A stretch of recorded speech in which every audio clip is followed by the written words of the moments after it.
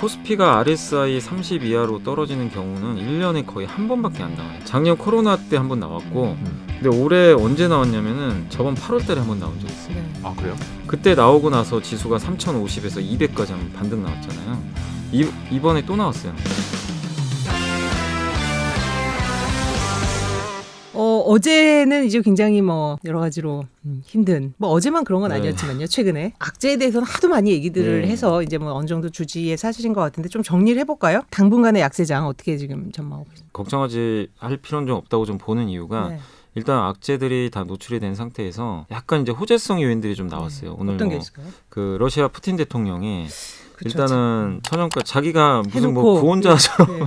굉장히 저도 보면서 이걸 앞부분을 모르는 사람들은 네. 이 영웅으로 보겠어요 보니까. 그러니까요. 이게 아무것도 그냥 그 푸틴이 살렸구나 이럴 수 있는데 사실 원인 제공 푸틴이 한 거거든요. 공급 안 하겠다 그래가지고 유럽은 천연가스로 발전을 많이 하기 때문에 중국은 석탄이고 네. 중국도 지금 이제 뭐 석탄 가격이 막 급등하고 뭐 이런 모습이 있었지만 호주에서 석탄 수입 재개하겠다 이런 또 얘기도 좀 나왔고 미국의 그 정치권의 불협화음 부채 한도 협상이 안 됐잖아요. 그렇죠. 근데 오늘 또 부채 한도 협상에 대해서 협상을 한 건 아닌데 연말까지는 그래도 좀 늘려놓자. 이해해주겠다. 예, 시간을 좀 벌어놨으니까 이 두 가지 요인들이 일단은 나왔기 때문에 점진적으로 악재들이 이제 좀 약간 희석되는 그런 모습들은 나올 것 같아요. 그래서 2,900을 좀 기점으로 해서 아직은 좀 불안해요. 사실 뭐 여기서 추세 상승 좀 어렵다 하더라도 적어도 좀 단기 바닥을 우리가 확인할 수 있는 아직 한 가지 좀 아쉬운 게 외국인들 매도가 좀 여전히 많은데 반도체에 대해서 지금 계속 매도를 하거든요. 오늘 하이닉스가 좀 주가 흐름이 안 좋은 편인데 메모리 반도체에 대해서 굉장히 보수적인 것 같더라고요. 그러니까 이게 내년 하반기부터는 좋아진다는 얘기도 있는데 외국인들이 봤을 때는 아직도 내년까지 전체적으로 다 안 좋게 보는 것 같아요. 이 메모리가 좀 돌아서야 시장도 안정감을 좀 더 찾을 텐데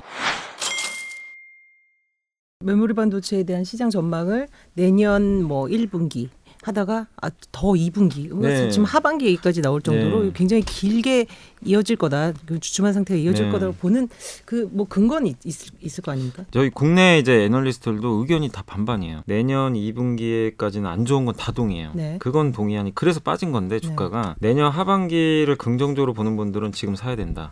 왜냐면 미리 선반영하니까. 그렇죠. 6개월 정도. 예, 주가 바닥에 대해서는 다 공통된 인식은 있는데 사지 말자. 좀 더 기다리자. 이런 톤이고 내년에는 사람들이 이제 해외로 나간다. 네. 서비스업이 좋아지니까 노트북, PC, TV를 엄청 샀었잖아요. 사실 작년에. 근데 이 수요가 이제 조금씩 사라진다는 거죠. 굉장히 보수적으로 보시는 분도 하이닉스 95,000원 바닥으로 보더라고요. 밸류에이션 하단으로 보는데 서두르진 말자. 바닥에 대한 인식은 공통적으로 좀 어느 정도 나오는데 반등의 시기가 올해 연말이 될 거냐 내년 봄 넘어야 되느냐. 지금 여러 말씀 종합해 보면 한 2분기를 기점으로 해서 어느 정도의 성장세일지는 모르지만 우리한테는 좀 더 우호적인 환경이 조성될 것이다. 개인들이 근데 살 돈이 남았나 이런 생각이 좀 들기는 해요. 아니 돈은 형아들 많이 받쳐줘야 되는데. 지금 개인 투자자분들 오늘은 파는데 네. 오늘 이제 지수 올라가니까 팔긴 하는데 예탁금이 더 늘어났어요. 아 그래요? 지금 이틀 급락했잖아요. 네. 그래서 제일 걱정되는 게 이제 돈 빼는 건데 고객 예탁금이 70조가 넘었어요 다시. 그러니까 아직은 돈은 많아요. 금리 인상 시기에 유리한 종목으로 갈아탄다든지 금리 인상 시기를 앞둔 전략이랄까? 금리 인상 시기에는 이제 많은 분들이 금융주를 살려고 맞아요. 하세요. 네. 근데 항상 보험 얘기하셨잖아요. 보험 네, 보험 갔잖아요. 네, 실제로. 보험 갔죠. 근데 저는 그때도 말씀드렸지만 포트를 안전하게 만드는 하나의 방어 역할이다. 이게 제가 뭐 이런 급락세가 올 걸 예측해서 그런 게 아니라 금리는 좀 오를 확률이 높았는데 보험주가 배당도 많이 주고 거기다가 정책들도 많이 좀 바뀔 게 있었어요. 그때 설명드렸지만 뭐 나일론 환자라든가 네. 실제 나왔잖아요 이번에. 결국에는 언젠가 한번 올라가지 않겠냐 그런 식으로 좀 말씀드렸던 건데 공교롭게 이게 시장이 급락해 버리니까 보험주 매력이 더 부각이 된 거예요. 그래서 갔지만 금융주는 어쨌든 성장형 산업은 절대 아니에요. 우리나라에는 이 금융주들에 대해서는 정부 규제가 좀 너무 심해요. 그러니까 은행들도 뭐 아시겠지만 야 너네 왜 이렇게 돈 많이 벌어? 배당하지 마. 대출하지 말라 그러고.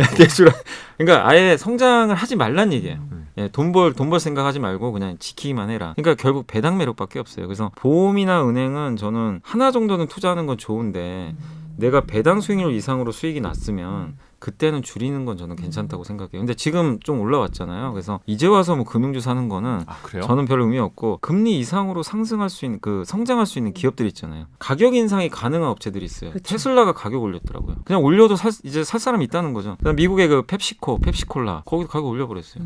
뭐 안 살 건 말고 이런 기업들은 금리 올라가면 더 수혜를 받아요. 브랜드가 있는 회사들 있잖아요. 금리가 올라가는 국면에서 당연히 비용 부담이 생길 텐데 가격을 못 올리는 기업들이 있어요. 그 기업들이 이제 도태되는 거예요. 그런 기업들은 소비자들이 야 너네 가격 올렸어? 안 사? 근데 루이비통 가격 올리면 사잖아요. 금리가 오르는 것보다도 저는 그 금리를 뚫고 성장할 수 있는 기업들이 있으면 전혀 상관이 없다고 생각해요. 무조건 금융주만 할 게 아니라 네. 저는 너무 그냥 고정관념처럼 금리 오르면 경기 민감주 무조건 좋고 금융주 좋고 그거는 단기적으로는 그럴 수 있는데 크게 보면은 그게 별 상관관계 솔직히 없었어요. 성장은 계속 믿을 수 있다. 그러니까 네. 꾸준히 그러니까 카카오가 금리가 제로 금리 가도 성장 못하면 매력이 없는 거예요. 금리가 중요한 게 아니고 카카오나 네이버가 성장할 수 있느냐.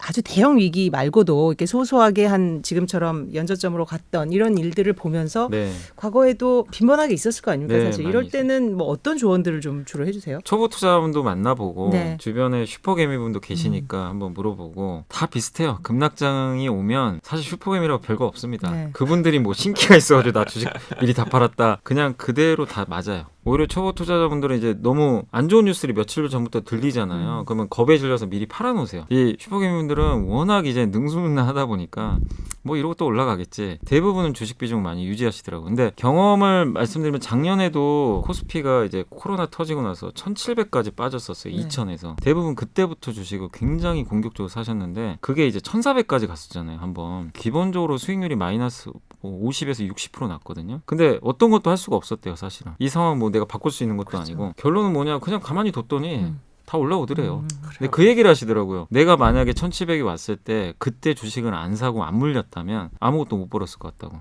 왜냐면 물렸으니까 차라리 그냥 그만뒀지. 그때도 안 샀으면 올라올 때도 절대 안 샀을 것 같다고. 그러니까 저점만 잡으려다가 다 놓쳤을 것 같다는 얘기를 많이 하더라고요. 그러니까 그만큼 저점 매수하기가 되게 힘들어요. 정확한 저점에 잡기가. 결국에 시장은 이런 급락을 딛고 어쨌든 올라가거든요. 뭐 미국도 그랬고 1년에 2번 정도의 급락장은 있어요. 그때마다 이유들은 다 있어요. 근데 이 악재들이 해소될 악재라고 생각을 한다면 그냥 버티는 것밖에는 사실 방법이 없어요.